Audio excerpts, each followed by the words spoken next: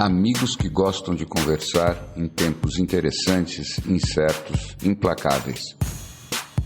Com o futuro suspenso e o passado cada dia mais distante, estamos aqui estacionados na condição humana, na tentativa de fazer uma nova vida funcionar. Cada dia é um passeio na neblina. E os elefantes estão soltos. Não usamos nomes, porque somos nós e somos ninguém. O que importa é a conversa e a vontade de gerar alguma luz. E aí, hein, rapazes? Que tal essa virada de ano? Teve uma virada de ciclo? Pra mim teve, viu? Eu vou falar pra vocês que pra mim foi muito bom sair um pouco de São Paulo, Gotham City, e ficar um pouco... Vim pro Nordeste brasileiro fazer essa peregrinação em busca dos ventos. Eu acho que foi bem renovadora para mim. Como é que vocês podem começar esse episódio sem dar a localização precisa do Bi? Geográfica e geográfica dentro do prédio onde ele está. Exato, precisa. Precisa. O Bi, você quer... Eu vou falar o que eu estou vendo. Exato, Estou vendo eu estou vendo uma banheira ao fundo, um espelhinho, uma roupinha de frio. Uma escova de dente. Mas eu sei, o Bi está fazendo a chamada hoje, agora 6h15 da manhã, de Kyoto, é isso? Kyoto. Correspondente especial dos Elefantes da Neblina no Japão. Kyoto, no Japão, fazendo sua participação especial do banheiro, que é o lugar com mais privacidade e tranquilo para fazer nesse horário. Muito bom. Eu acho que o primeiro Elefantes do ano tinha que ser justamente os dois polos. Nós estamos exatamente no oposto absoluto aqui, né? Estão cobrindo todos os horários possíveis. E assim, você sabe que eu viajei bastante nesse fato de que eu estou exatamente na antípoda, né? Que do ponto de vista geográfico, é o lugar exatamente oposto de onde a gente mora normalmente. Então, você está aí comigo e eu fico viajando. Se o caminho mais curto realmente é circundando a Terra inteira, ou se é pelo centro da Terra, né? Que distância a gente teria se a gente colocasse nossa energia de conexão pelo centro da Terra mesmo? Porque a gente está exatamente na outra metade da laranja, né? Impressionante isso. Bom, mas...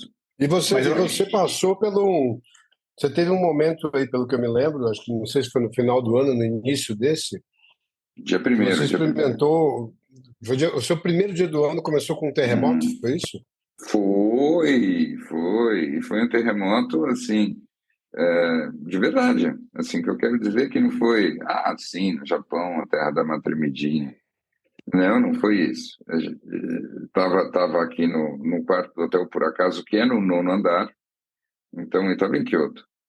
E eu estava descansando um pouco. E, de repente, começa uma sensação assim, quase como se você tivesse meio com uma labirintite. Só que, aos poucos, você percebe que não, porque as coisas começam a balançar.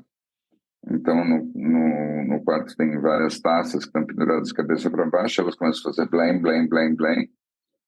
Roupas que estão nas cadeiras começam a mexer. Aí você percebe que não.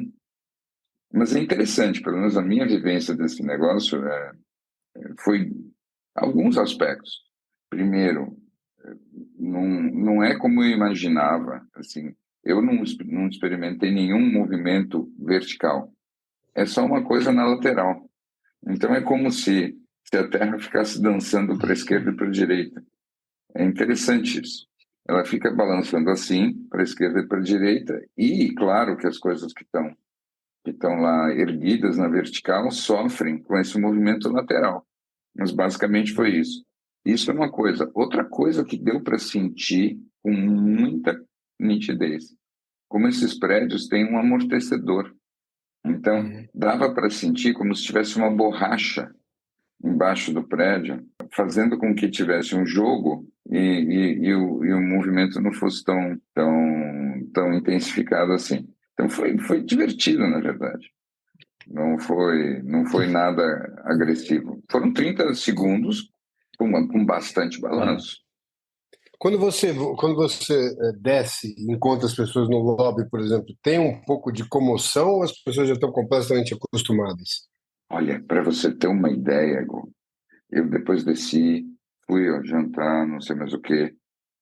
Se eu não tivesse filmado, eu diria que eu fantasiei. Se não tivesse aparecido depois na internet, porque ninguém mencionou absolutamente nada. Ninguém tocou no assunto. Comoção? Zero. É como se não tivesse acontecido. Tá? E assim, e aí depois demorou mais ou menos uma hora para eu achar informações sobre isso na internet, que confirmou que realmente a coisa aconteceu e que foi um terremoto importante. Foi grande, né? Foi um grande terremoto, né? Foi um grande terremoto, bem grande e na superfície. E o mais interessante é que o epicentro dele foi muito perto de um lugar que eu estava pensando em ir e que eu poderia estar lá. Não estava na programação. É mesmo, olha só. Eu ia a Kanazawa é tipo 50 quilômetros do epicentro do terremoto. Aí você vê como são essas coisas, né? Olha Onde só. você está, onde você não está. A vida é muito isso. Né? Né? E é bem simbólico, né? De começar o ano 24, um terremoto aí chacoalhando a vida. Então, você sabe que do ponto de vista mais interessante, né? psicológico, essa é uma outra camada dessa história. Você sabe a sensação que eu tive? Vocês podem rir, né? A sensação que eu tive faz sentido. Né? Então, não é como se... Não foi uma sensação de, meu Deus, um terremoto. Foi muito mais assim, claro, um terremoto. Né? Quase como se isso fizesse parte do kit vida humana em 2024, um terremoto. Né? Você já viveu o seu? E joga logo no primeiro dia, né? Isso, logo tira no o meu primeiro da dia, frente. porque assim a gente Pode tirar o meu da frente. É aquele que você passa na frente de todo mundo na fila do bungee jump, né? Tira o meu da frente, que eu quero ver os outros. Agora eu quero ver já os dá uma outros. setada na barra, né? Quero ver os dos outros agora. Não, é interessante porque estava acontecendo, ele aconteceu naquele 4 da tarde, você estava aí às 4 da manhã, então estava todo mundo dormindo aí. Mas assim, a sensação que você tem aqui é muito interessante isso de você estar 12 horas na frente. Então dá uma sensação de que você está vendo o futuro um pouquinho antes, ainda que isso seja ridículo, seja completamente artificial. Agora, no vídeo eu apareço também e eu estou super calmo. E comentaram, nossa, mas como é que você está calmo num terremoto? E aí uma outra coisa que eu acho que vale a pena comentar é que eu tinha passado o dia em Mosteiro Zen. E aí eu não tinha me dado conta, mas a minha programação do dia tinha sido, eu tinha ido a 3 mosteiros. Ficado lá, entrado no clima, cruzado com vários monges. E assim, posso falar, eu achei a minha Disney. Tem gente que vai conta um pouco pra dessa Orlando. história desse programa que você disse que tem aí, de você fazer uma experiência monástica, passando uns dias dentro do mosteiro e, enfim, vivendo a vida full de um local, né? Como é que é isso? Enfim, eu não sei quais mosteiros exatamente têm isso, não imagino que não sejam todos, mas existe até esse costume que é você poder chegar e você virar hóspede. Então, eles funcionam um pouco como albergues para viajantes que quiserem experimentar isso. E aí você é um hóspede, você paga a hospedagem, você é tratado como um hóspede, só que você tem um tratamento de hóspede de mosteiro. Então, eu imagino que algumas atividades você possa acompanhar, outras você não possa, mas você, de qualquer maneira, passa o tempo todo ali, no espaço deles e nos alojamentos deles e tudo mais. E eu posso dizer para você o seguinte, né? Não deve ser nada ruim, porque eu não conversei, mas eu estive muito perto de vários monges. E, caras, que energia eles têm. E Sabe que eles parecem pessoas muito bem tratadas?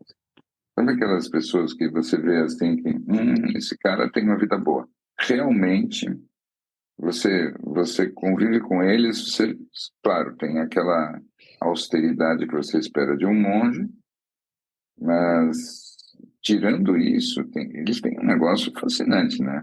O foco deles, que mindfulness que nada, né? Eles não precisam fazer exercício nenhum. O foco deles é uma coisa absolutamente dada.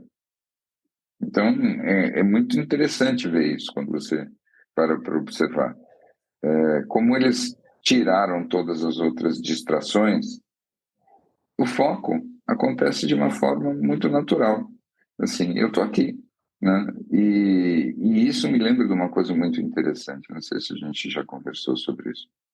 Como os animais também têm foco. Então, naturalmente, um animal ele está focado em uma coisa de cada vez. E talvez o ser humano, quando não tem distrações em volta, ele também faça isso, depois de um tempo. E ele passa a ser um ser focado. Então, é curioso porque nós fazemos todo esse esforço, toda essa conversa, toda essa história em torno do desafio de focar, e talvez isso seja apenas o sintoma do fato de que nós criamos tantas distrações. Não sei se faz algum sentido. Sim, e talvez eu fiquei pensando nisso, que talvez realmente essa vida monástica, talvez não desse jeito, talvez comece a ser uma das soluções aí para esse mundo que a gente está vivendo, né? Eu estava lembrando do Larry Shine contando na época que ele viveu no mosteiro lá no Havaí, e ele falava exatamente isso, né? Que era uma vida muito boa, né? Que ele acordava, ia nadar, rezava, comia bem, comia comida boa, tinha os trabalhos do monastério, mas eram trabalhos bons, enfim, que era uma vida muito boa, né? Muito, como você disse, eles eram muito bem tratados. E eu lembro dele comentar algo assim, que ele falava assim, no fim, o monastério é fácil, né? O difícil é você conseguir A viver uma vida. reinserção. É. Exato. Eu lembro que ele falava muito isso. Eu tenho um E. negócio interessante, que por acaso eu tive com ele hoje de manhã, né? Estava tomando um café com o Larry Shine. A gente estava discutindo justamente esse ano, por que ele tem todas essas características, essa sensação que a gente tem de talvez de um terremotozinho leve ou de alguma coisa mais desafiadora, porque tem uma série de caminhos que levam a algumas encruzilhadas, que acho que são inevitáveis, né? Mas uma coisa que a gente estava discutindo é justamente essa questão do cérebro, até por uma questão acho que de administrar energia, até por uma questão de caloria, né? Ele tende a usar a reação emotiva em primeiro lugar, porque ela é mais simples de acessar, né? Só que a gente subestima que no médio prazo esse pensamento, esse caminho de ficar voltando sempre no mesmo pensamento, esse compulsivo, ele gasta ainda mais energia, né? Então, eu acho que essa história da vida monástica, se a gente consegue implementar no dia a dia, ele é quase que um truque em cima do cérebro para sair de um caminho natural que ele acha que é de economizar energia e mostrar que usar a parte mais inteligente do cérebro, no final das contas, no médio prazo, é o que economiza mais energia, né? Do que você ficar numa reação e depois ficar ruminando pensamentos que levam que é quase uma esquizofrenia, né? Você fica tentando imaginar todas as possibilidades. Uhum. E eu fico imaginando esses monges, né? Esses monges zen, devem estar no primeiro momento, que eu lembro, o Vipassana é um pouco dessa experiência monástica, né? De 10 dias. Nos primeiros momentos é só, você consegue ouvir o ruído, o tamanho do ruído que você tem, porque é o tanto que você gasta de energia ali até acalmar a mente, né? Quando você não tem mais nenhum ruído externo, você tem que se deparar com o seu ruído interno, e ele pode ser realmente ensurdecedor. Eu me lembro do tempo que eu estudava um tanto de neurociência, e tinha uma coisa sobre isso que eu acho que continua válida. E basicamente é o seguinte: nós temos um circuito diante de qualquer coisa que aconteça que ele avalia em termos de ameaça ou não ameaça. aquilo que aparecer. E isso acontece antes que você possa ter uma percepção consciente do que está acontecendo. Então, aquela parte do teu cérebro que reflete, ela só entra no loop, ela só entra em contato com a informação milissegundos depois. Mas antes disso acontecer, o cérebro, ele faz o seguinte, ele avalia se tem uma ameaça aí e ele provoca uma reação. É como se ele decidisse inconscientemente se ele tem que agir, se ele tem que fazer alguma coisa ou não, muito antes do cérebro consciente ter acesso à informação. Então, tem uma coisa sobre isso que, no fundo, acaba sendo a conclusão óbvia, que é assim, se você se sente ameaçado com o que está acontecendo em algum nível, você vai reagir antes que você possa se dizer que não, veja bem, é hora de ficar tranquilo, é hora de fazer a paradinha do Pelé, como eu gosto de dizer. Você não vai ter chance. Quando tem uma ameaça em jogo, a tua reação ela é feita biologicamente para acontecer antes de você pensar, porque o nosso pensar é lento e o mecanismo visa a sobrevivência. Então, quando você para pensar nisso, uma pessoa que é muito reativa, porque, por exemplo, tem muitos traumas, é cruel esperar que ela não tenha reação emocional, porque ela terá, ela não tem controle sobre isso. É uma coisa que anatomicamente o cérebro é feito de uma forma que ela não vai ter como controlar. Então, o que acontece? Para que a gente possa não ter essa reação mais explosiva ou defensiva, é preciso que você não esteja exposto a nada que seja ameaçador. Então, o que me parece assim, se você está num ambiente de monastério, você não tem nada que desperte a tua amígdala. Então, você não tem nada que faça o teu cérebro reativo de sobrevivência disparar. Nada está ativando os teus traumas. Então, o resultado disso é que você pode ter a tua expressão cognitiva ou cerebral superior, que é o chamado neocórtex, em ação o tempo todo. Quando que na vida real, como a gente tem traumas, como nós estamos reagindo às coisas, na verdade o neocórtex é quase que o Galvão Bueno, como você gosta de dizer, né, Gol? Quer dizer, ele aparece para comentar aquilo que aconteceu e talvez aquilo que devesse ter acontecido e agora é tarde. E tem uma outra coisa que eu queria perguntar para vocês, que o fato desses monges que vivem essa vida asceta aí, né, que eles deixam todas as posses, deixam tudo, também isso também não é uma forma de vencer esse medo, no sentido de que quando você já entrega as suas posses, já entrega os seus desejos, já abre mão de tudo, você vai deixando pouco para se sentir ameaçado? Tudo que você tem medo de perder, tudo que você tem medo de... Tudo que você desejaria ter, coisas, você vai deixando isso de lado, né? Então, uma hora, essas coisas, perder algo já não te ameaça porque você já, de fato, entregou. Isso também não ajuda nessa situação? De você olhar e ficar mais tranquilo? Eu tenho a impressão que sim, mas você sabe que você, de alguma maneira, está tocando num tema que sempre me deixou muito curioso e que eu nunca consegui fechar a questão, que é assim, é a diferença entre aquelas pessoas mais clássicas do Oriente, que pequenos vão para os monastérios e passam a vida inteira no monastério. Então, vai para o monastério, você tem 8 anos de idade, 9 anos de idade, né? Tem uma vida de oriental até então, vai para o monastério, com uma coisa natural e passa a vida lá. Versus uma pessoa, por exemplo, um ocidental, que chegou até a maturidade com uma vida ocidental normal, tipo Ram Dass, né? Que é um americano, ele mesmo conta, cheio de traumas, não sei mais o quê, que aí vai tentar ter uma vida desse jeito. Né? Eu acho que a trajetória não é exatamente a mesma. Porque no primeiro caso, os caras, é como se as pessoas, nesse primeiro caso, elas nem estivessem abrindo mão de muita coisa, nem tivessem muita memória complicada para lidar.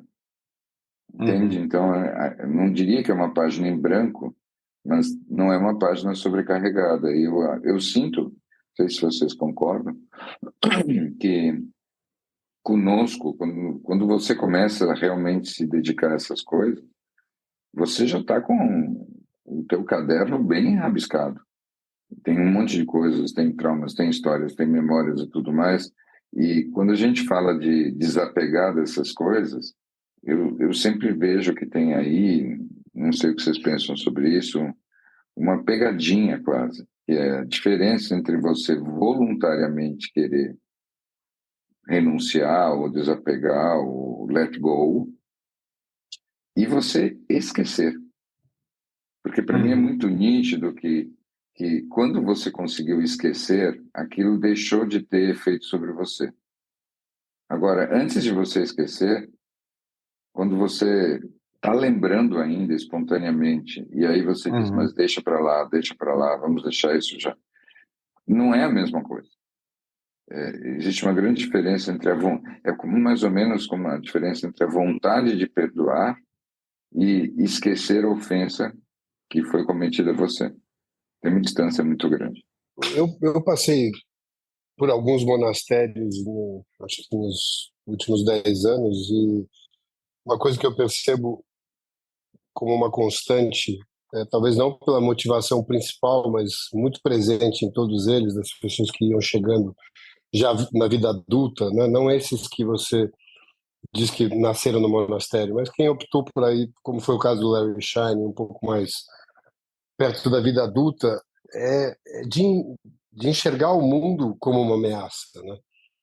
E não o monastério como uma fuga, mas acho que uma proteção, um lugar onde você pudesse digerir o externo com um pouco mais de técnica, né? Ou pelo menos se proteger um pouco do que se entende ser a exposição do externo. E eu acho que muita gente encontra ali um caminho transitório, onde aprende técnicas, como foi o caso do Ramdas, né? Ele teve um tempo grande na Índia, depois ele volta para aplicar isso no Ocidente. E você tem pessoas que encontram nesse lugar o caminho permanente, né? Com uma dificuldade muito grande depois de se reintegrar. Então, eu acho que tem um pouco dessas duas coisas. Eu estava ouvindo esses dias alguns episódios dos Elefantes e eu estava pensando muito nisso e estava lembrando de uma frase que o Gol fala em algum momento, que é isso, assim, que o quanto... Eu acho que era um questionamento dele falando se a gente não estava fazendo esse nosso trabalho de transformação pela metade, sabe? E eu estava pensando muito, né, nisso que você falou, Bi, de o quanto, né, de alguma forma, o monastério é um lugar para você fazer esse trabalho por inteiro, né? Então, o meu questionamento era exatamente esse: se é possível fazer pela metade. No fim, a gente não está aproveitando uma coisa nem outra. Olha, o que você acha? A frase é sua, então acho que assuma. Mas você sabe que porque é claro que eu penso bastante nisso, e hoje a gente tinha meio que marcado de gravar isso, né? Gravar essa primeira conversa do ano, e eu tinha virado o ano com uma ideia muito firme de honrar os meus limites, né? E de entender quais são esses mecanismos mais subliminares do ego para se sentir aceito, amado, respeitado, né? O combo habitual. E eu acho que eu comecei muito firme nesse propósito de ser muito firme nesses limites, até porque eu achava que era importante começar de um lugar, começar de algum lugar no início do ano, que eu pudesse ir sempre revisitando, até para entender o que tinha de verdadeiro nessa decisão, né? E eu percebi que, claro, né, no momento que a gente faz esse movimento, é aí que que surgem realmente as grandes provações, porque ninguém quer limite, né? Ninguém gosta de encontrar uma parede pela frente, né? E até porque muitas das relações são construídas em cima dessa flexibilidade de espaço, né, que a gente acaba criando. E eu acho que ontem mesmo eu tive um pequeno ataquite, acho que não tem nenhuma palavra que defina melhor isso, né? ou seja, uma descarrilhada de trem completa aqui, não completa, acho que pesou mais depois que eu acabei do que durante o processo. E a minha primeira reação, logo depois disso, foi assim, pô, como é que eu posso amanhã gravar um Elefantes ou falar de que lugar eu vou falar disso, né? De que lugar eu posso, com que autoridade eu posso falar de alguma coisa se em mim ainda tem essa, sei lá, não sei nem qual é o nome disso, essa humanidade excessiva, sei lá. E aí eu acho que esse lugar, Snow, estou só te respondendo, porque eu acho que esse lugar ele não tem como você planejar isso para frente. Esse meio do caminho, que eu acho que ele é o único caminho. Eu não acho que tem outro. Eu acho que no momento que você se fechar no monastério, você vai viver uma vida de monastério. No momento que você estiver totalmente na matéria e você quiser viver só a matéria, você vai ter essa possibilidade com tudo que está dentro desse pacote. Esse meio do caminho que a gente pincela um pouco dali, aplica um pouco acolá, que é a vida que a gente está vivendo aqui, ele vai ter sempre esses altos e baixos, e eu acho que esse é o nosso caminho, esse é o nosso... eu acho que ele vai ter muita volatilidade no meio do caminho, porque é a parte do processo de você colocar, vencer limites, se conhecendo mais, e mais do que isso, eu iria até contra esse moto, que é o acredito mais em si mesmo, eu iria mais no duvide mais de si mesmo. E acho que essa é a forma de... E eu ontem, que eu estava com essa certeza toda, falei, bom, e se não for nada disso, né? E, enfim, não sei se eu respondi o que você perguntou.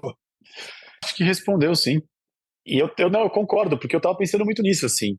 Se a gente, de alguma forma, não fica vivendo o subótimo dos dois mundos, sabe? E conectado, adoraria estar mais fazendo outras coisas. E também a gente perde um pouco, aproveitar, talvez, o momento encarnado no seu melhor, sabe? Achando que a gente deveria... Sabe? Então, no fim, a gente nem vai para o lugar de conexão devido e que a gente deveria, ou que a gente, entre aspas, deveria estar mais conectado, mais centrado, mais se analisando. A gente não está nesse lugar e a gente também não está vivendo essa encarnação devidamente que a gente veio e toda a raridade e o quanto é especial estar aqui encarnado nesse momento, sabe? Eu fico pensando se o meio do caminho não é o pior de todos, sabe? Mas eu acho que disso que você está dizendo, eu até estava falando dessa frase que eu vi essa semana, eu acho que foi essa semana, não sei, que vai muito nessa linha, né? A gente está sempre querendo estar em outro lugar, né? E a frase, traduzindo do portunhol, que ele diz, é alguma coisa na linha de a mentira é uma estratégia da verdade. E o que eu entendo disso? A gente fala sempre dessa história de isso aqui é uma ilusão, né? Isso aqui é uma mentira. Então, pode até que seja um teatro para qualquer propósito que seja, mas ele é o teatro criado pela verdade, né? É o teatro criado para ser vivido. A encarnação é onde rola a verdade, mesmo que seja através de uma ilusão, né? Então, eu acho que, na minha visão, né, não tem esse meio do caminho, esse limbo. A gente está o tempo todo aplicando tudo e é um processo de ir experimentar, dar um passo para frente, muitas vezes dois para trás, mas a gente está em movimento, a gente não está parado, não está acomodado, né?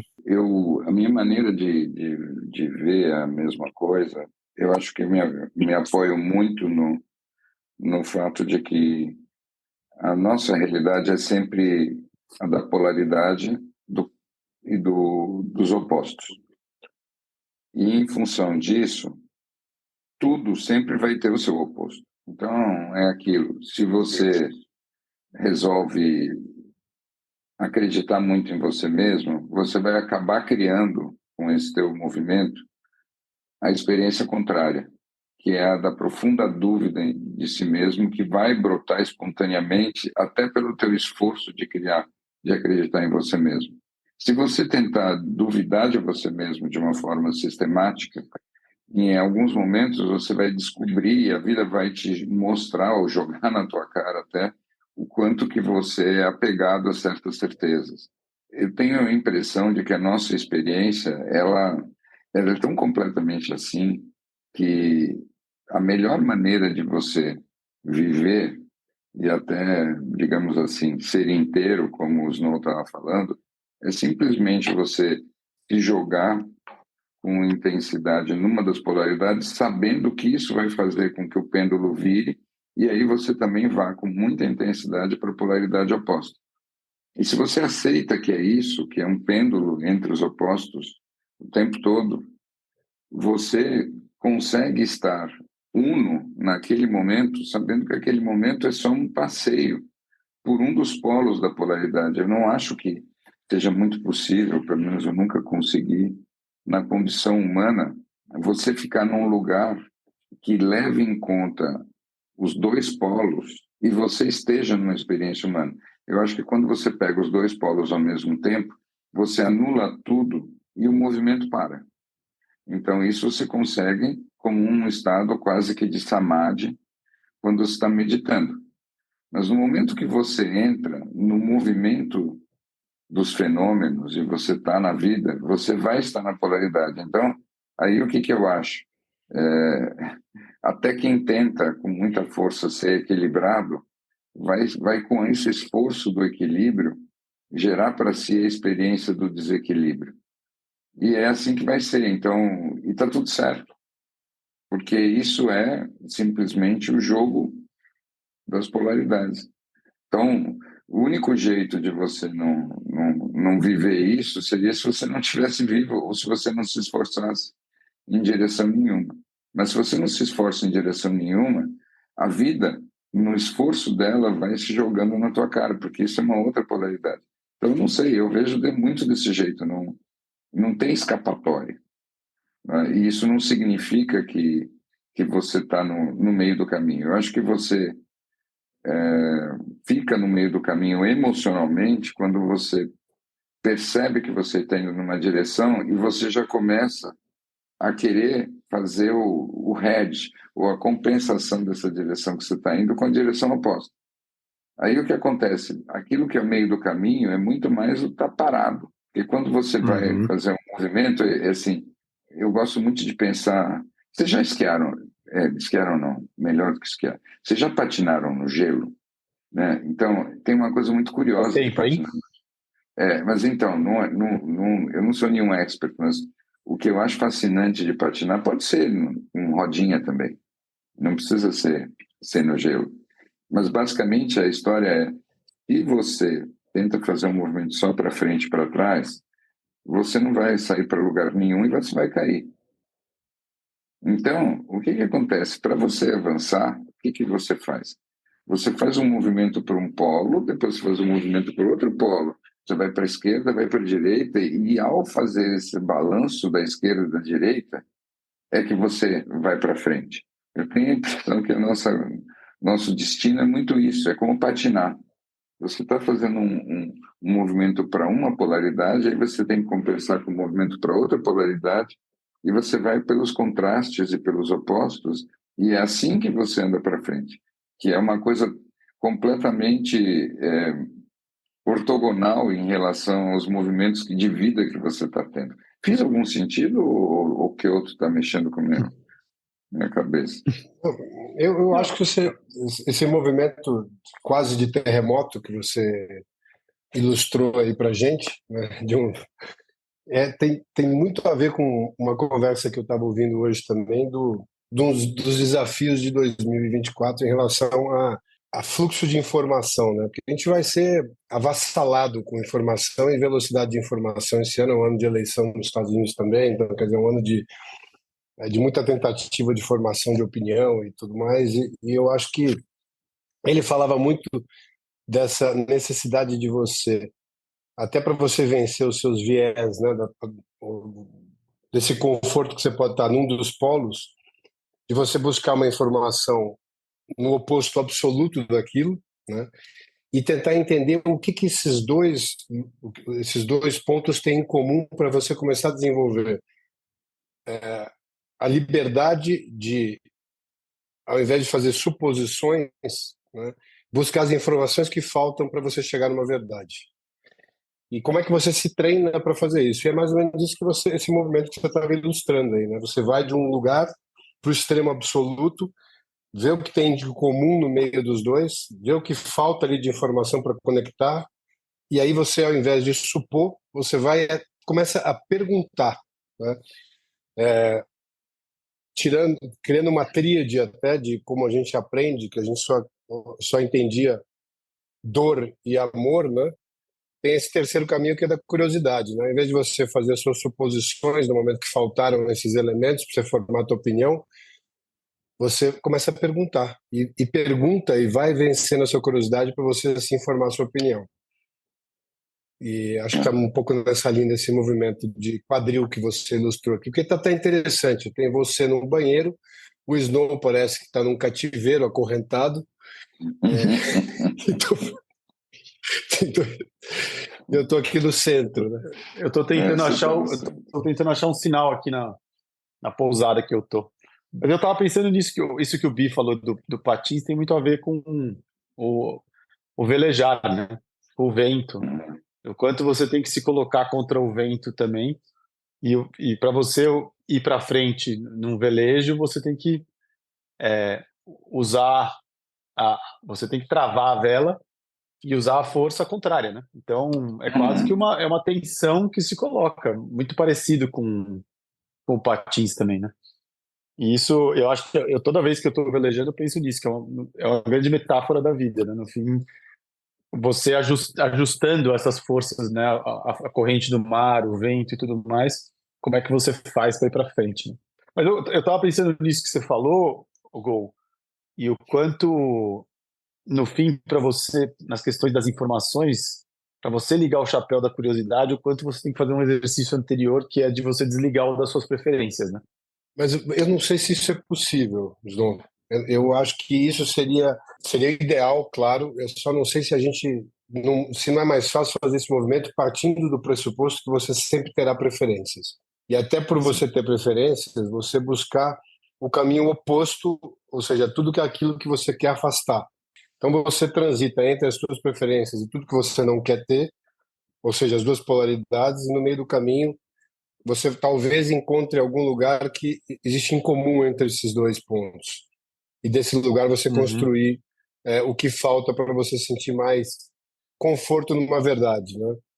Não quer dizer que você ainda não vai ter preferência pelo outro caminho, mas você vai ter um contato com uma verdade diferente que pode ser um novo norte para você. Eu acho que esse tema é um tema que a gente vive passando nele, e não tem jeito, porque ele é o grande tema mesmo. E às vezes e às vezes me dá a sensação de que a gente vive um dilema. O dilema é assim: quando a gente se coloca de uma maneira equilibrada e levando em conta todos os aspectos que a gente consegue perceber, é quase como se a gente fosse para um lugar que ele, de fato, ele é menos polarizado, mas, ao mesmo tempo, ele é muito mais difícil de gerar movimento. Então, é pelo que você estava dizendo, que para mim faz todo sentido. A gente tem que ser curioso e ter o máximo de mente aberta, até formar a própria opinião. Mas também é verdade, eu não sei se isso é a tua experiência, mas é muito a minha. Toda vez que eu faço isso, essa estratégia, ela é maravilhosa, ela só tem uma limitação para mim, que normalmente, quanto mais eu ponho energia nisso, menos eu tenho uma opinião. Eu nunca chego a formar realmente uma opinião, porque eu vou pegando mais informações, tudo só vai ficando mais complexo, mais nuançado, mais o polo da esquerda, o polo da direita, e eu sinto que tudo bem, e não é necessário eu me posicionar, é ótimo esse caminho. Mas se eu tiver que assumir praticamente uma posição, é quase como se esse caminho me dificultasse. Então, eu entendo exatamente o que você estava eu entendo o que você estava falando.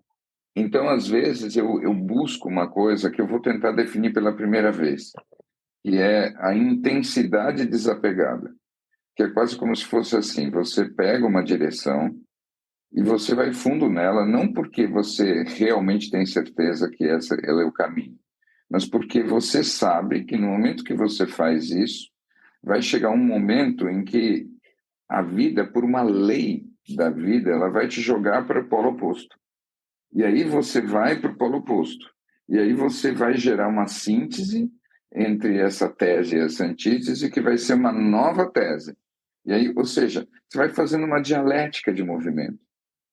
E aí você avança não porque você ficou equilibrado, mas porque você ficou desapegado nas suas intensidades. E aí, só completando, é como se fosse assim. Então, eu perdi as estribeiras. Então, ok, mas você perdeu as estribeiras para um lado. Ao invés de você dizer, isso é o fim da picada, você pode dizer assim, não, perdi as estribeiras, mas agora eu estou super calmo. Que delícia essa calma depois de perder as estribeiras. E aí você vive isso. E aí você vai entre a calma e a explosão, entre a calma e a explosão, e você vai indo. Não sei se isso faz algum sentido. Total. É que eu acho que, não sei se você enxerga desse jeito, mas quando a gente fala de opinião, existe um componente binário nisso, né?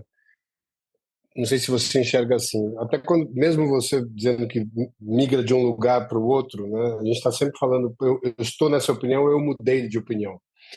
Só que, na verdade, eu acho que a opinião e as posições, elas são um processo super dinâmico. Eu me lembro do livro, que eu acho que a gente até falou dele aqui, chama Super Forecasting, não sei se a gente já falou dele, né? Então, acho que já eu acho falamos que, lá atrás, talvez, no que eu comecinho. acho que é um livro super interessante que fala de como esse grupo de civis americanos, né, reunidos, eles estavam seguidamente vencendo os campeonatos de previsões, né, de movimentos geopolíticos globais versus os os órgãos de inteligência americanos, de segurança, exército, Pentágono, etc. E a razão está justamente nesse ponto, deles estarem flexibilizando e atualizando a opinião ou a posição que eles tinham em relação a tudo que eles estavam vivendo. Então, ao invés de ser isto vai ou não vai acontecer, você vai atribuindo um percentual à chance daquilo acontecer. E eu acho que a opinião, assim, eu tenho a impressão de que eu conheço esse assunto e eu defendo essa posição, mas inconscientemente eu estou 70% confortável nessa posição, né? Não é 100%. E eu acho que isso não é claro para nós. É muito difícil, muito mais fácil dizer sim ou não. Mas, na verdade, ele é um coeficiente que é inferior a 1, sempre. Eu acho que você Não sei tem se eu me fiz toda a entender. razão. Não, muito, muito, muito, muito. E mais, eu acho que nós temos um código de valores da nossa cultura que nos induz a esse erro, né? Porque é como se você dizer o sim ou o não tem espaço, tá certo. E você ficar no talvez tá errado. É como se Porque você é a nossa educação, né? Dos acertos e erros. A nossa educação é que quando você é dúbio, quando tem uma parte de você que vai para um lado e outra parte que vai para o outro, então, quem é você afinal? Onde você está? É como se isso não fosse honesto, como se isso não fosse transparente, como se isso, em última instância, não fosse leal. E isso é a nossa cultura. Ou seja, as pessoas têm a expectativa nos relacionamentos, por exemplo, de uma transparência que, eu vou ser sincero, eu não sei, do meu ponto de vista profissional, que a gente consegue ter em relação a gente mesmo. Então, como é que você vai ter em relação ao outro uma transparência que você não consegue se oferecer? Então, eu acho que a grande dificuldade é que nós somos um poço de mistério. Tem um templo aqui em Kyoto que ele oferece uma experiência muito especial. Você desce num túnel subterrâneo totalmente escuro. E no fundo, não sei se você já teve neles, no fim desse túnel, você tem uma luz em cima de uma pedra. E é isso. É como se você, a partir do contraste, justamente das polaridades, você finalmente entendesse o que é a luz. Porque primeiro você está lá o tempo todo na escuridão, e aí a luz aparece.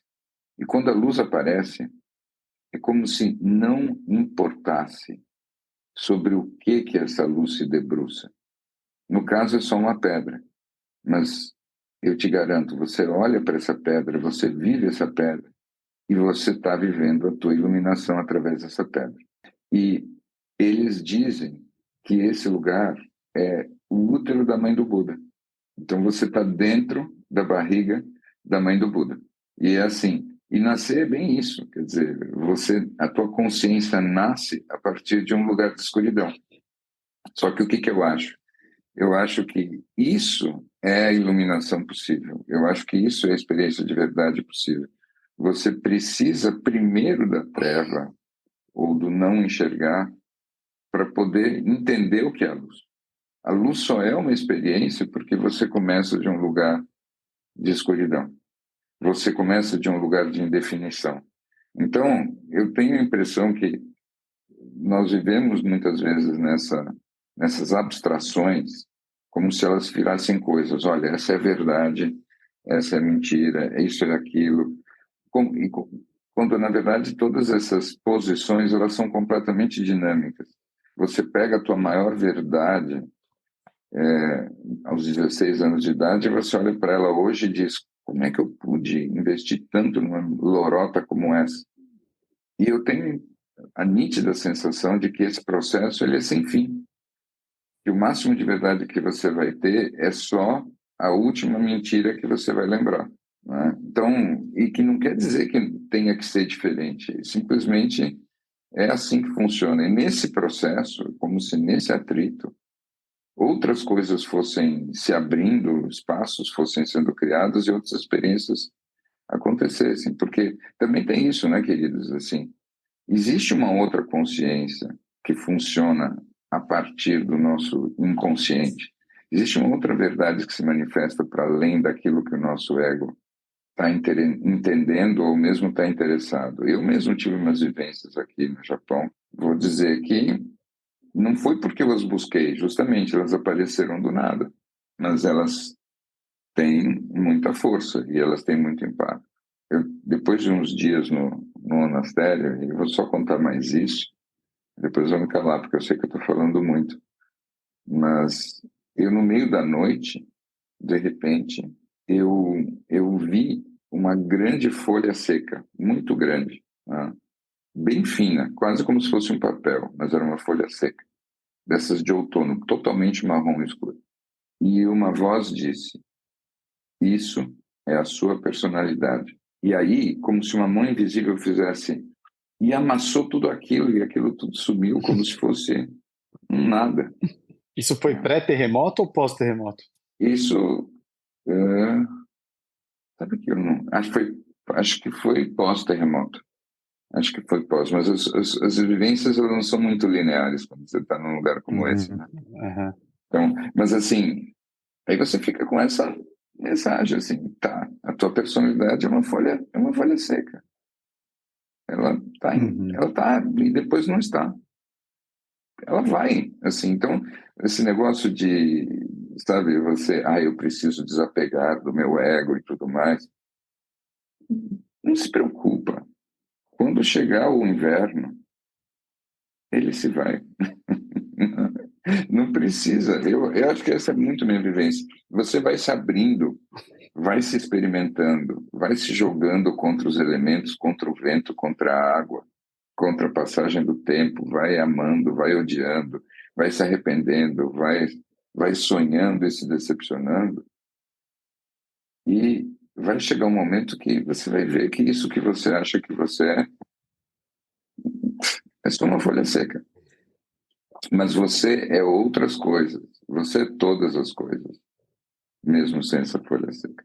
Eu estava pensando aqui que no nosso último encontro, a gente estava falando desse fato de você ir para um lugar onde você não entende nada do que está acontecendo à sua volta, né? Que era um pouco como a experiência do bebê. E você estava contando, animado que você ia viver isso, enfim, indo aí para o Japão. Como é que está sendo isso para você, Bi? Essa experiência de você estar num lugar onde você não consegue compreender nada do que está ao seu redor? Você sabe que é engraçado isso. Primeiro porque eu tenho essa fantasia de que eu já vivi aqui, né? Mas, independente disso, não está nada tão marcante assim, porque a energia das situações, primeiro, a gente capta. Segundo, eu estou achando muito divertido o tempo todo ficar tentando decifrar o que está acontecendo. Então, eu, por exemplo, eu tô num trem e aí ficam falando o tempo todo, Buraçai, e aí eu não distraio, eu não viro um barulho, eu automaticamente eu fico tentando, eu acho que eu entendi, eu acho que eu entendi. Então, para mim, eu acho que eu sou muito mesmo como um bebê aprendendo japonês. Eu tenho muita sensação de que se eu ficasse aqui muito mais tempo, eu aprendia japonês. E eu te digo mais, no ponto que eu tô, eu acho que ao aprender japonês eu esqueceria o português, né? Interessante, imagina Eu os tô pronto elefantes em para japonês. esquecer essas coisas. Só que a gente tem que pôr outras no lugar, eu acho, para poder esquecer algumas. Eu acho que se Mas tivesse... japonês é bem difícil. Eu, nesse caminho, provavelmente não aprenderia o japonês, esqueceria o português e ia ter que voltar balbuciando alguma coisa. Totalmente, né? Ótimo. Agora, mas, e quais são os highlights desses tempos aí, Vi? O que você viu aí que Logo no... mais te mexeu? Você falou desse da eu mãe acho que do o que Buda, mais né? me Que é o mesmo mexeu lugar foi... do Buda negro, não é? Não, acho que não. Eu não tenho certeza. É aquele templo vermelho, né, É o no alto da Kiyozumi montanha. dera, Kiyomizu Exatamente. dera. E o Miso dela, exatamente isso. É. Muito bem. Mas assim, eu acho que o que mais me pegou mesmo foi quando eu até mandei um videozinho para vocês, quando eu peguei uma carona nas rezas de votos do Ano Novo. E, assim, ninguém me falou que era isso, mas eu sabia, né? Então, se juntaram vários monges e eles começaram a ficar fazendo rezas e cantando os mantras deles. E, obviamente, eram coisas para o Ano Novo. Dava para perceber, assim, na energia. Uhum. Eu fiquei lá entrando no transe e realmente é um portal para outras coisas, sabe? Que eu acho que é assim, quando você junta um grupo de indivíduos completamente calmos e estão todos sincronizados no mesmo objetivo, numa mesma prática, eu acho que tem muita verdade aquilo da tradição judaica, né? Que eu nunca... Eu até lembrei dela, que é aquele negócio de que quando você reza para Deus sozinho, você está meditando. Mas para Deus escutar, você precisa de 10 rezando. Eu acho que o que eu vi, eu acho que isso é muito bacana, como é raro, né? Várias pessoas completamente sincronizadas e focadas na mesma prática, por mais simples que seja, e como é poderoso isso. Como isso abre um portal mesmo, dimensional. E aí, pensando nisso, eu acho que eu quero oficialmente me retratar sobre uma coisa que eu comentei na última conversa nossa. Assim, esses portais, esses ciclos existem mesmo. E eles existem porque as pessoas sincronizadas acham que existem. Eles fazem esses portais acontecer. Eu acho que é muito parecido com aquelas obras do Cristo que ele botava nos parques e que, na verdade, é só ou então como aquele arco do Liu Fan que eu vi anteontem. E você vê aquilo, é abstrato, é arbitrário, mas está aí, está posto um portal. E quando você passa por ele, por baixo dele, você criou um antes e um depois. Então, de fato, quando todo mundo sincronizado acha que houve uma transição e uma mudança, ela existe. E nesse sentido, eu espero que a gente consiga botar um monte de energia positiva em 2024. Acho que nós estamos precisando. Que bonito, hein? E você vai falar alguma coisa aí? Eu só ia dizer que eu acho que esses mantras, essas orações, essas rezas em conjunto, sincronizadas, elas geram uma frequência que é uma chave de um portal mesmo, sempre, né? E claro que isso já foi é comprovado cientificamente, e não como chave de portal, mas como alterar estruturas moleculares, né? Então, tem um impacto real, mensurável em tudo que está na matéria e transita pelo invisível da mesma forma, né? Então, se tudo que está nessa matéria, sendo influenciado por essa frequência, tem a mesma crença por trás dessa vibração, é natural de se esperar que, sim, quase vire uma profecia autorrealizável nesse aspecto, né? As pessoas acabam experimentando esses ciclos por conta dessas frequências uniformes. Estava pensando aqui que eu mandei uma pesquisa para vocês hoje do Pinterest, né, das tendências para 2024 e do aumento da busca da palavra conexão. Teve um aumento gigantesco aí nos últimos anos, enfim. E eu fiquei pensando muito isso, né, no quanto as pessoas estão buscando e estão interessadas em se conectar. Quando o Bi conta um pouco dessa ideia de ver os monges todos cantando em uníssono, e a gente lembra de todas as situações que a gente está cantando, ou orando, ou conectados com várias outras pessoas ao mesmo tempo, é uma das melhores sensações que a gente tem, né? E o quanto num mundo que cada vez está mais carente de sensações boas, né? A gente tem muita informação, a gente tem muita coisa acontecendo, mas aquelas coisas que mexem com a gente de verdade, aquelas coisas que mexem, né, que a gente sente essa conexão, que mexe com o coração, está cada vez mais escasso. Então, esses momentos eu penso que são muito valiosos também, né, em termos de sensação, né? O fato de você estar ali pensando em algo, seja o que for, com outras pessoas juntos e algo positivo, algo mais elevado, o quanto isso é gostoso, né? O quanto isso é uma experiência maravilhosa por si só, né? Mesmo que não venha transformar nada. Você sabe, se tudo é ressonância, e eu acho que pode ser mesmo que essas sincronias ou sincronizações, essas sintonias sejam a chave mesmo do que muda a realidade. De todas as hipóteses possíveis sobre aquelas mais malucas, né? Ou esotéricas, ou como usa a palavra que você quiser, para explicar como é que os egípcios transportaram aquelas pedras enormes para fazer as pirâmides, eu acho que a que eu mais gosto é imaginar que os grandes sacerdotes, eles cantavam juntos e eles sabiam cantar de um jeito que faziam as pedras levitarem.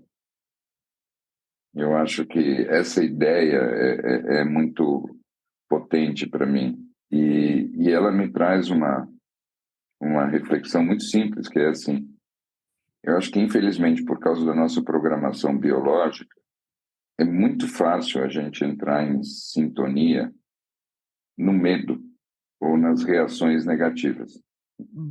E aí, então, a gente entra na sintonia coletiva do medo, na sintonia coletiva da indignação, e aí a gente vai gerando uma realidade mesmo a partir disso. Enquanto se, de outro lado, é como se a alegria, o prazer e a fé de cada um fosse de cada um. Então, eu acho que a gente tem um desafio de conseguir uma sintonia do positivo, da mesma forma como a gente naturalmente tem uma sintonia do negativo.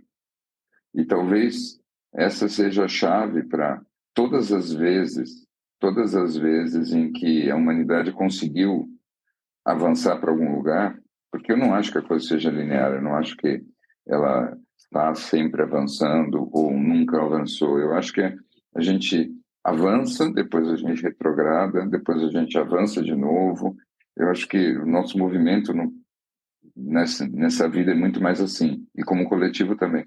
Mas eu acho que quando grupos de pessoas conseguem fazer a coisa andar, é porque durante um tempo existe uma sintonia de algo que é construtivo e positivo. Aí elas vão. Quando isso perde a força, aí começa a predominar a sintonia das coisas negativas, do apego, da raiva, do medo de perder e tudo mais. Aí a coisa começa, inclusive, a ir ladeira abaixo. Até que de novo nasce uma nova sintonia, sabe-se lá como, de algo positivo em um grupo de pessoas. E aí a gente faz um portal que faz a gente avançar. Faz algum sentido para você isso, Gô? Você está tão silencioso.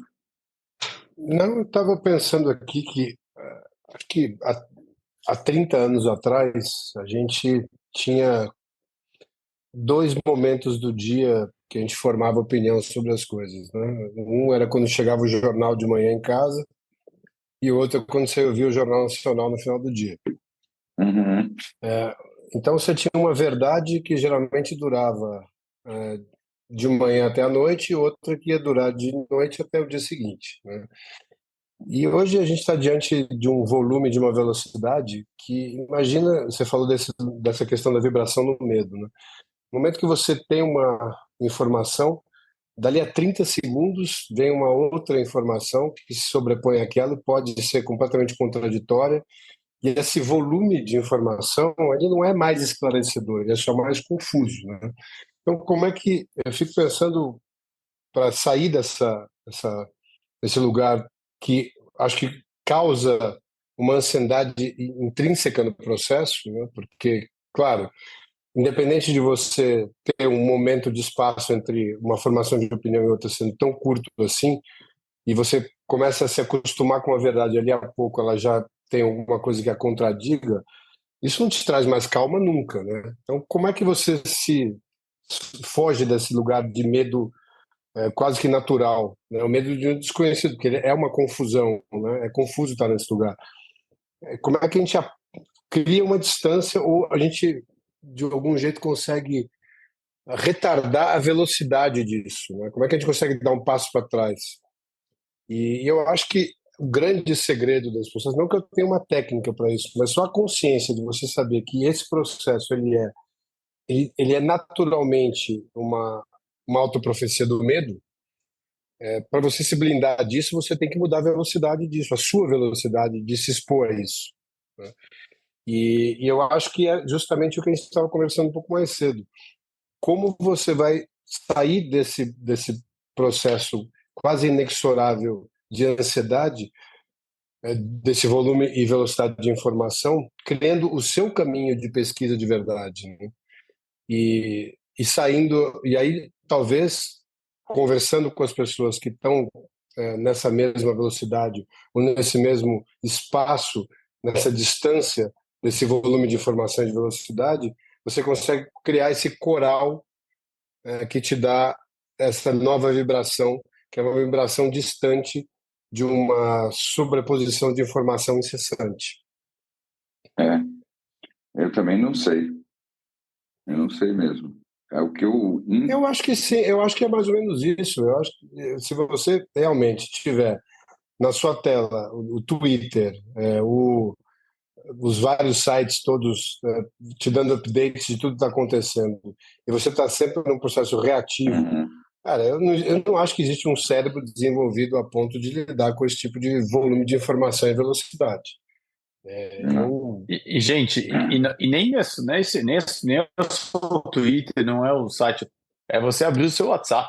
Hoje a gente se relaciona através do WhatsApp para tudo, né? Então você tem lá todas as pessoas que você gosta, todas as pessoas que você se relaciona familiarmente, todos os problemas de trabalho. Agora as amizades giram em torno do grupo e o mecânico do teu carro que está falando do amortecedor, o encanador que está falando. Só por aí o cano já entope só com o WhatsApp já deu, né? Assim, daí você eleva isso tudo à enésima potência com todas as outras coisas, realmente fica semi-impossível, né? Assim, eu acho que em algum momento vai ficar claro que esse nível de banda larga que a gente precisa para lidar com tudo isso vai ter que diminuir. E acho que a gente vai ter um movimento de dieta de informação, mas muito maior do que a gente imagina. Mas, pois é, cara, mas eu acho que você tocou. Nós estamos tocando nesse ponto de várias maneiras.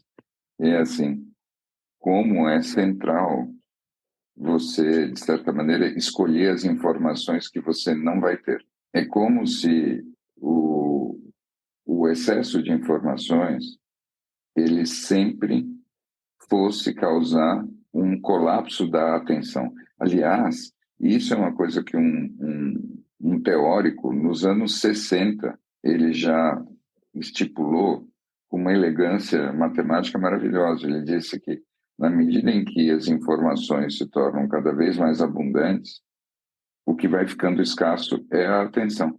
E isso é inexorável. Então, chega uma hora que você tem todas as informações do mundo e você não tem atenção nenhuma. Então, não serve para nada. Ou seja, toda a arte é você escolher quais são as informações que vão seguir relevantes para você e quais são as informações que você não vai buscar. Agora, o problema é que isso, de um lado, é exatamente o que o monge faz.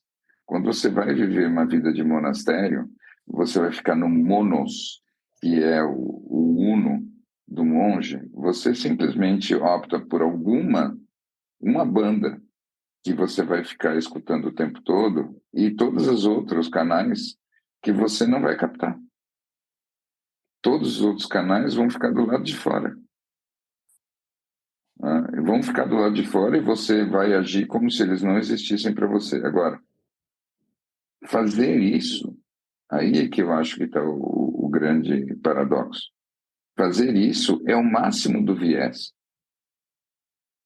Porque a distinção entre um monge e aquela pessoa que é uma fanática de alguma seita, que não entra em contato com nenhuma outra perspectiva, porque vai colocar em risco aquilo que são os valores da seita, e que, portanto, é uma pessoa que está não só se neurotizando, mas está distorcendo a realidade a um nível que pode vir até ser o nível da loucura, e sem dúvida é abusivo.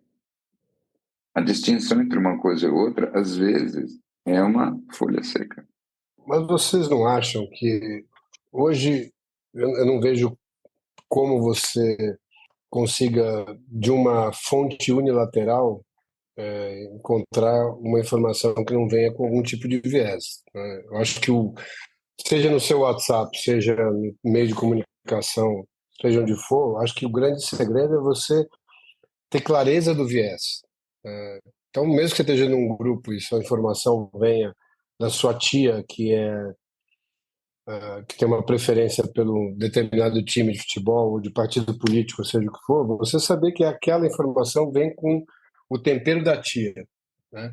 Assim como vem a informação da Fox nos Estados Unidos com o tempero da direita, a CNN vem com o tempero moderado esquerda e tal, e você começar a montar o seu próprio algoritmo de informação, seja no WhatsApp, seja onde for, atribuindo peso a cada um desses lugares, né? E montando a sua equação da verdade ali, né? Que vai estar sempre flutuante, mas que vai vir, porque é muito difícil, que além de tudo ainda vai passar pela sua lente, do seu viés, né? Agora, a superexposição, essa aí é o que o Bi falou, é que a gente acaba fazendo muita análise e pouca síntese, né? E quanto mais análise, a análise não traz clareza, né? Ela traz basicamente uma percepção de um tipo de realidade. A síntese vai começar a ver o que tem de buracos nessa realidade que precisam ser preenchidos, que não pode ser com suposição. Não, é perfeito isso. E esse equilíbrio entre o que vocês dois estão falando, para mim, é a grande habilidade dos próximos tempos, assim. Como é que a gente lida, né, com a quantidade de informação, né, tendo essa consciência de que informação não é sabedoria, que a sabedoria vem da síntese e que o excesso de informação não te ajuda em nada, mas o zero de informação também, né? Qual que é esse ponto, qual que é esse equilíbrio, para mim, é das grandes habilidades. Então, eu acho... Fala, Gu. Prossiga, meu querido, prossiga. Não. Eu acho que você ia dar um exemplo. O que eu ia falar ele pode vir depois, mas diga. Não, você está verdadeiramente sentado no trono hoje. Você é o rei desse momento. Não estou no trono. Eu só estou 12 horas na frente. Não, o que eu ia dizer é que é só importante a gente sempre lembrar. Pela primeira vez, a gente está falando com o Bi no futuro. Então, eu acho que é importante sempre lembrar a distinção que qualquer vovó sabe dizer, que entre o analisar e o viver. Então, a ação depende de você parar também de ficar analisando e você simplesmente ir para a simplicidade do ato. Então, tem sempre aquela historinha divertida da donzela que está sendo atacada pelo dragão e pede socorro, e chega o cavaleiro andante, e aí o cavaleiro andante diz: pode deixar, eu vou matar esse dragão. E ele chega e puxa a espada, e ela diz: mas você tem certeza que o melhor jeito de matar um dragão é com a espada? E aí ele hesita: deixa eu pesquisar aqui. Não, é melhor a gente usar um veneno, porque isso daqui vai funcionar de outro jeito. Mas como? Mas com veneno. Então, olha, vai ali, pega aquelas ervas e prepara tudo aí e dá para ele comer. Mas aí, quando ele está fazendo esse movimento, ela diz: não, mas espera lá, é muito antiecológico matar o dragão, você não pode aprisionar o dragão. E aí você vai vendo todas as alternativas possíveis sobre o que fazer com o dragão, e o que acontece? O cavaleiro andante, no fim, diz: te vira você aí com esse dragão. Ele sobe no cavalo e vai embora. Por quê? Porque o cavaleiro andante, que representa o impulso heróico, ele, em algum momento, ele tem que virar um foco de uma ação que não se questiona mais. Senão você não consegue fazer. Se você o tempo todo vai abrindo no Wikipedia todas as possibilidades de como fazer alguma coisa, você não a faz, né? Então, eu acho que o Go começou falando muito da questão dos limites e como nós não gostamos dos limites. E o que eu acho que o grande desafio dessa história é que nós precisamos do alto limite. Então, é isso, dizer assim: eu vou até aqui, e além disso, tem um monte de coisas, talvez as mais importantes, que eu não vi e eu não sei, mas eu vou agir a partir do que eu tenho até aqui. And so help me God. Entendeu? E Deus que me ajude, porque é assim que eu vou. Eu acho que a gente tem que viver desse jeito. Mas desculpe, agora te passo a palavra. Não, eu estava lembrando de uma frase que termina até um pouco com esse momento oriental que você está vivendo aí, que é alguma coisa na linha: só na mente humana que a verdade é um microponto. Na verdade, ela é um fractal que se abre como um origami. Que lindo isso! Que lindo isso! Olha só, eu acho que esse é o nosso Caban, né? Esse é um Caban, assim. Esse é um Caban muito bom. Então, acho que você tem que fazer voz, acho que você tem que fazer com os skills do Bi. Acho que a gente tem que fazer aquele crescendo, e enfim. Acho que você pode. Acho que eu refaço, vamos ver, não sei se eu vou conseguir ipsis literis, nós vamos buscar naquele tom crescente. Tá. Porque a gente tem que fazer uma masterclass. Eu não posso eu vou ser no máximo, na melhor das hipóteses, um pífio bicover aqui, mas o Bi diria mais ou menos alguma coisa assim: só na mente humana a verdade é como um microponto. Ela, na verdade, é um fractal e se abre como um origami. Caban.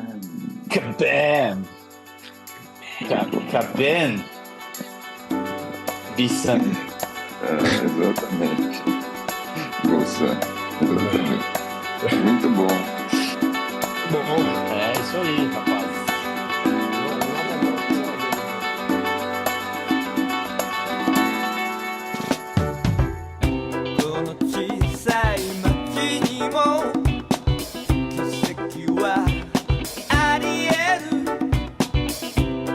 Night